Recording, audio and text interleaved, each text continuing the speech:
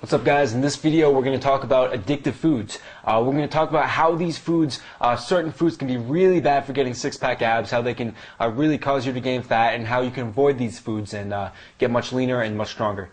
So Mike, kick us off. Why is it so important to learn about addictive foods? Well, addictive foods have something in it that really creates these cravings. You ever wonder why you eat chips and you just continue to eat it? And even though you know I should stop, I'm overeating, but you just keep doing it. It's because there's these addictive foods. Basically, it allows you to eat on a subconscious level continuously, and it makes it so addictive and so hard to stop. So, and of course, if you eat this stuff, it's just too high in fat, calories, and sugar, and totally ruins your chance of ever having the physique you want and having six-pack abs. Definitely, and I've seen this a lot of times with guys who, they'll sit down with me and be like, man, I really should stop eating chips. And they're eating it. Yeah, and they can explain all the reasons, like, man, chips are so bad for you, they're so this and so that. But then, like an hour later, or even right then, they're like, man, I'm really craving chips, and they start eating them. Yeah. And you just really lose conscious control over what you're eating, which causes you to consume, huge amounts of calories. Okay, so Mike, can you explain why certain foods are addictive? Well, basically, these foods cause an insulin spike. And what it does is when your insulin spikes up too high, once it gets to a ceiling, it crashes down. And so when you feel like you crash down is where you feel really tired. So I want you to picture this. Think about the last time you probably, let's say, ate out, right? You ate out, you consumed this big meal, and your insulin spiked up. The way you felt is because at first you had energy, you're feeling okay, and then suddenly, maybe about 30 to 45 minutes later, you just crash and you get really tired. So what happens is it's a cycle. It spikes up your insulin, and then once it crashes, you'll need more food. You'll need more stimulants to go ahead and spike your insulin back up just so it crashes again. And insulin is bad because when your insulin's high, it causes your body not to burn body fat. And your body starts to go ahead and break down foods and things like that, and doesn't want to burn body fat when your insulin is too high. So you don't want to spike your insulin up, and these foods are the perfect ones to do so. So that's why, that's why they're addictive, and that's why they're bad. Yeah, definitely. And I know that, really that whole cycle of bringing your insulin like way up, getting a high blood sugar, then crashing. And then when you crash, you feel so low energy, so you crave more junk food. Yeah. Which again leads to another crash, and it's such a vicious cycle, which is very difficult to escape from. Exactly. And actually, one good example, which I feel is kind of a pretty good illustration of the way that food addiction works, is in the documentary Super Size Me with Morgan Spurlock. The McDonald's one, right? Yeah, exactly. And if you haven't seen this, you can actually watch it for free on Hulu.com, HULU.com. And you can see exactly how the food addiction works. You can see, like, before he started on the 30-day experiment where he ate McDonald's 3 meals a day every day, he was eating a pretty healthy diet, and he looked pretty good. But the first time when he first started, he started like, right away with like a supersized orange soda, supersized fries, and like a Big Mac. And he ate it all, and you could tell while he was eating it, he was enjoying it. But of course, he threw up immediately because he ate it, because his body wasn't accustomed to those, extremely high calorie foods, and he couldn't tolerate it. But then you could see as he started eating it every meal a day for 30 days, first of all, he gained weight at a really disgusting rate. You could see the degradation in his body, and you could also see that he actually became more happy when he ate these foods. He was actually becoming dependent and addicted to them. So if you really want to learn how food addiction works, I definitely encourage you to check that out. Yeah, it's good. It's an eye-opener. Yeah. And you can see exactly how fast these addictions can kill your six-pack abs. Yeah. Okay, so what are some specific foods that guys should really avoid because they're really addictive? Number ones are just fried foods. Deep fried foods. Anything that goes into the boiler. French fries, fried chicken, tater tots. And, I mean, those are the worst because they're just cooked in fat. It's like you're trying to cut out fat, and the whole thing is cooked in fat. Yeah. Violates the 5 rules. Yeah, there you go. But pizzas are bad. And, and they're very, very addictive. And I gotta say, I love pizza, but yet I know they're addictive, and you just gotta stay away from them, Sugary snack foods, pastries and cakes and all that stuff spikes up your insulin, very, very addictive, totally bad for you. But also, certain high-calorie foods that are very high in sugar and also very high in addictive substances. And this is very popular. This is a really good one here. Pretty much almost everything they sell in Starbucks. Yeah. You know, all the lattes, you know, all the little cookie stuff. I mean, those are the worst. And look how well Starbucks is doing. There's one in like every corner. So that tells you that everybody's consuming this stuff and they're just killing their bodies. You know, and why do you think people are so dependent on Starbucks? I mean, that's like the number one thing. Oh, I need to go get me a Starbucks this and a Starbucks that. It's like crack to them, you know.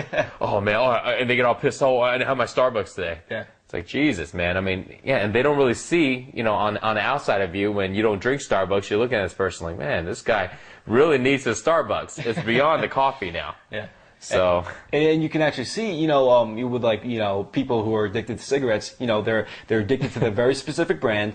They gotta have it, and if they don't have it, you know, their whole day is screwed up. Yeah. Starbucks is pretty similar. You know, they're addicted to a specific brand. They gotta have it, and on top of the addiction to the substance, you know, it's obviously the calories on top of that. right, definitely. Another example of that is combining like sugary stuff with alcohol. You know, beer. If you're addicted to alcohol and you're getting the calorie effect of the beer on top of that, you know, even worse. Or, you know, sugary cocktails. If you're addicted to the alcohol and you're addicted to like a specific type of martini or margarita or whatever, you know, obviously doubly bad.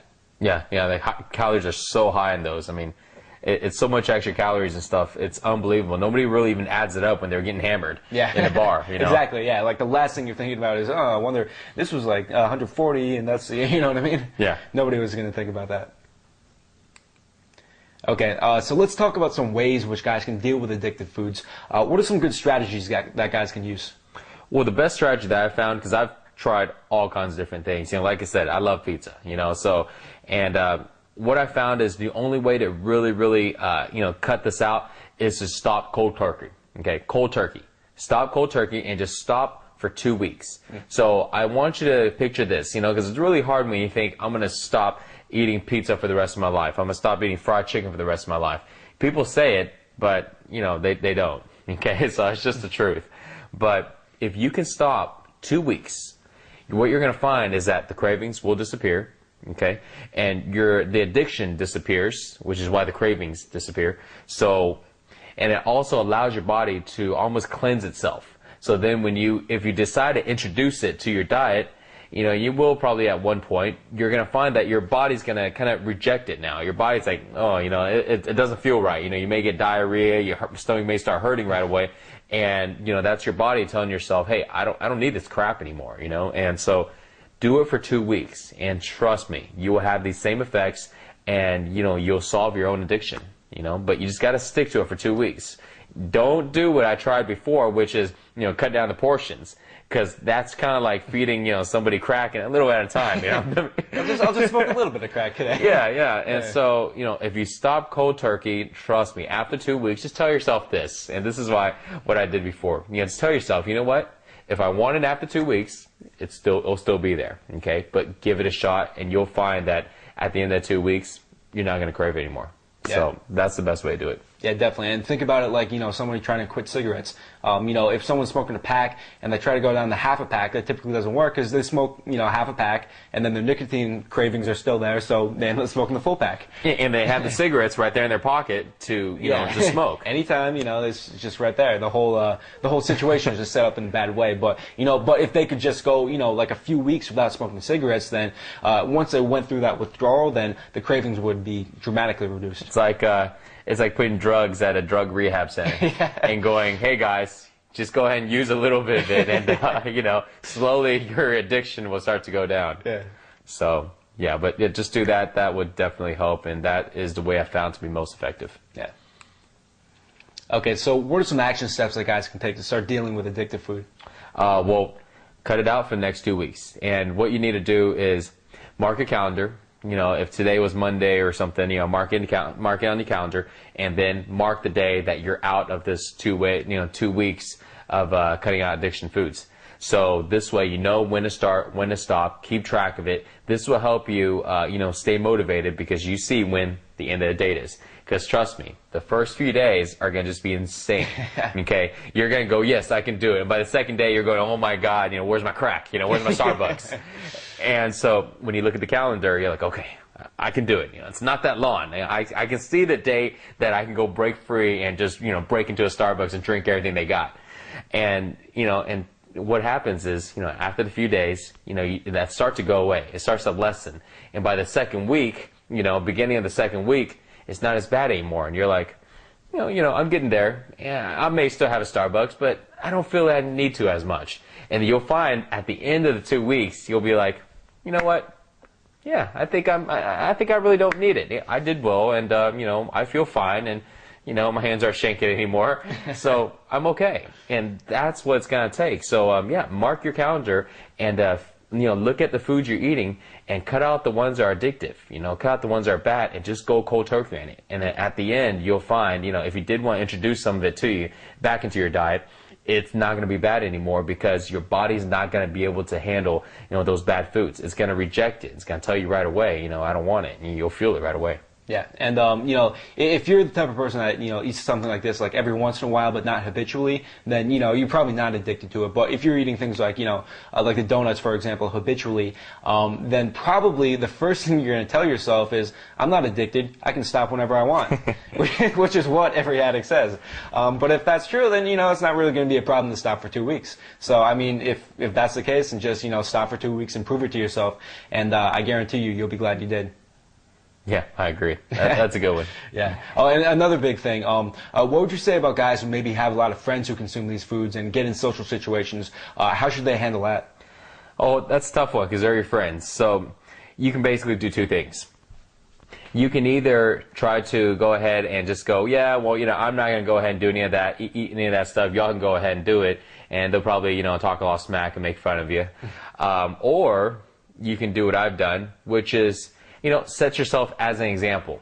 You know, it's a little different between, you know, you're kind of scared to stand up for what you believe in and for what you're trying to do. You're like, and you start making excuses. Oh, I'm not hungry. I don't want that pizza. Or, yeah, no, that's okay. I decided I'm just going to eat this, you know, orange instead. I mean, full of crap, right? They're going to see right through it.